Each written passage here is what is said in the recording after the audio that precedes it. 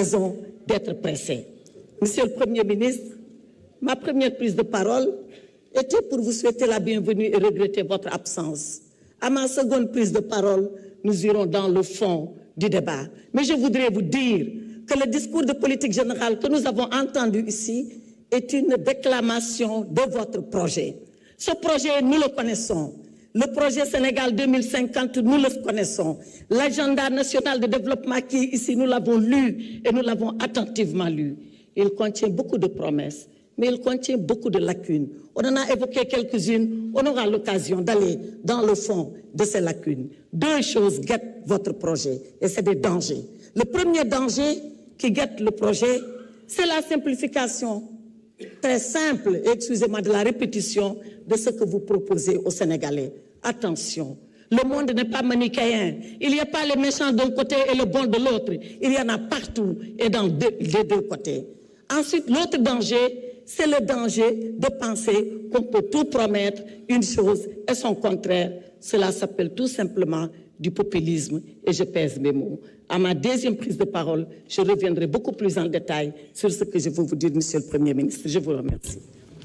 Merci beaucoup, honorable député Aïssata Tall. Honorable député Mohamed Aïb Salim Dafé, man nga ñëw jël sa kàddu.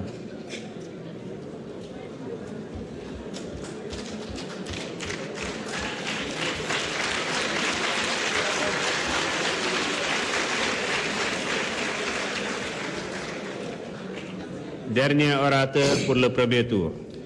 Merci, Monsieur le Président, Monsieur le Premier ministre, chers collègues honorables députés, Monsieur les membres du gouvernement, je m'excuse de la gorge enrouée parce que bu ñuy préparer déclaration de politique générale bi yaakaar naa ni ñun groupe yëpp am jafe-jafe parce que bu ñu laajee suñu groupe ñan ñoo bëgg a jël parole 130 députés yëpp dañu ne dañu bëgg a jël parole ci 130 yooyu moo war ci tànn 34 donc coono boobu ma jàpp léegi nii te xam naa ni jàpp na doon inscrit jàpp na waa takku wàllu parce que gis naa léegi kenn di ñaxtu 2 minutes am di wax rek wute nag déclaration politique générale bu fi jàlloon at yii passé ak suñu benn collègue nga xam ne gëj naa ko gis depuis ñu installé assemblée nationale bi moom moo fi ñëwoon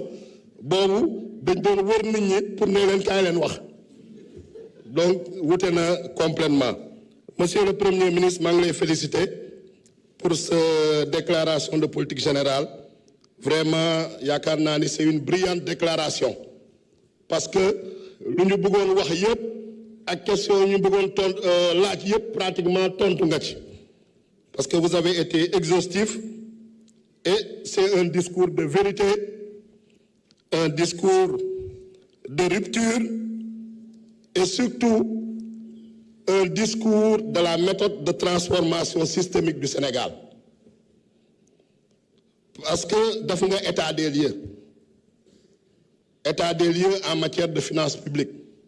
Gis naa ñu bëri di la ko reprocher, certains par ignorance, d'autres ñoo xam ne ñoom dañoo yàgg ci opacité dañoo yàgg ci loo xam ne nax population yi dañoo yàgg ci manipulation ak yàgg ci travestissement des faits mais yow lu nga def c'est un discours de vérité yow président de la République Bassirou Diomaye Faye une démarche de transparence ba nga xam ne loi nga appliqué loi boo xam ne Assemblée nationale nañ ko voté la loi 2012-22 portant code de transparence dans la gestion des finances publiques ñu ne président de la République suñ ko falee si ñetti weer yi war na def une revue des finances publiques ci revue des finances publiques boobu su ko defee mu def audit lu ñuy wax audit de l'endettement te yaakaar naa ni loolu ngeen def ba pare jébbal ko Cour des comptes am na ñetti weer pour saytu loolu balaa mu ko publier jox ko population bi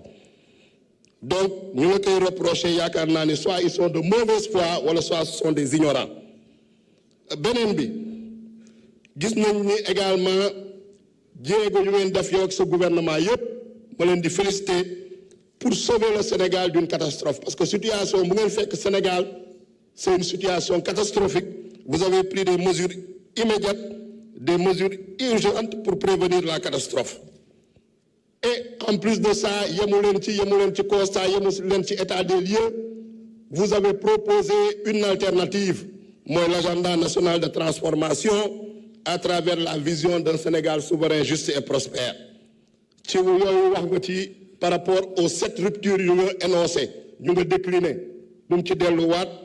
Retour de l'ambition, logique d'urgence, logique de dépense, logique de résultat, gestion partisane, participation citoyenne, gestion centralisée vers une gestion territorialisée, logique d'accaparement, logique, c'est une logique également administration bureaucratique à une administration c'est une administration moderne et performante. Donc rupture agenda national de transformation Sénégal 2050 à travers les 4 axes stratégiques: l'économie compétitive, l'équité sociale et le capital humain, l'aménagement et le développement durable, la bonne gouvernance et l'engagement africain. Donc réconcilier la planification économique et la planification spatiale à travers les 8 pôles territoriaux, les 8 pôles économiques. Toutefois, on est confronté, comme vous le savez, à des défis. Défis, appropriation, parce que la population, président Bassirou Diomaye Faye, premier ministre Ousmane Sonko et le gouvernement, nous avons un projet, nous avons un agenda national de transformation. Il faut qu'il y ait une appropriation, il faut qu'il y ait une vulgarisation, il faut qu'il y ait une participation pour que le projet puisse réussir. Benenbi également, c'est le défi de la coordination intersectorielle. Lors ce rôle en tant que Premier ministre, la synergie, parce qu'il y a beaucoup de secteurs, mais parfois, en parallèle sans nous rencontrer. Donc, synergie, il faut que nous ligions. Benenbi également, l'utilisation des ressources locales. L'utilisation des ressources locales, c'est ce qu'on va emploi. Entreprises, que ce soit des entreprises de travaux, des entreprises de prestations intellectuelles, il faut qu'on compte d'abord sur nos propres forces, puisque l'Union Ligue, résultat est majoritairement Sénégalais, Africains. Donc, il y a des défis, ce sont des défis qui se posent à vous et qui se posent également à nous en tant qu'Assemblée nationale, parce que nous avons un petit rôle à jouer.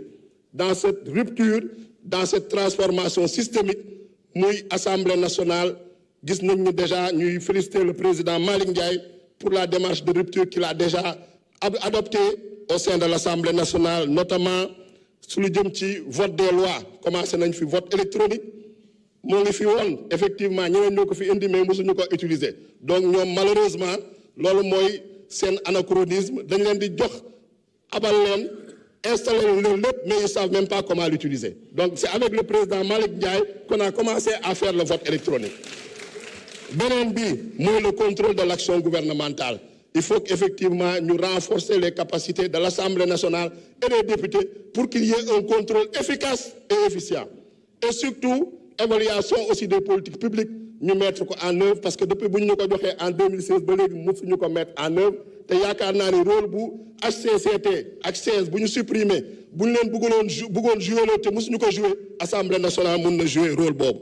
Et enfin dialogue bi entre le gouvernement et l'Assemblée nationale à travers les questions écrites, les questions orales, les questions d'actualité, un dialogue régulier, un dialogue sincère pour que Sénégalais yi mën a xam ne vraiment développement siñ nañu bokk du état bi rek du président de la République rek du premier ministre rek du député yëpp Sénégalais yëpp a ko bokk pour un Sénégal souverain juste et prospère. Monsieur le premier ministre ñu ngi lay remercier di lay gërëm di la sant te am na ñu fi waxoon sànq ñoom lu ñu tàmbali rek mu échec si weer yee ci ginnaaw ñoom ñoo bëggoon fixer élection yi ñu indi ko décembre 2024 suñu sañoon élection yi du am tey. am na koo xam ne ku fi jóge léegi moo fi indi wala loi d'amnistie moo doon avocat bi defaan fi loi d'amnistie te nee nga di nga ko dindi moo tax seen gémmiñ toj na moo tax du ñu wax jàmm jërëjëf. Jërëjëf honorable député Mohamed Aïb Salim Daffé. Mes chers collègues, la liste des orateurs est épuisée en ce qui concerne le premier tour.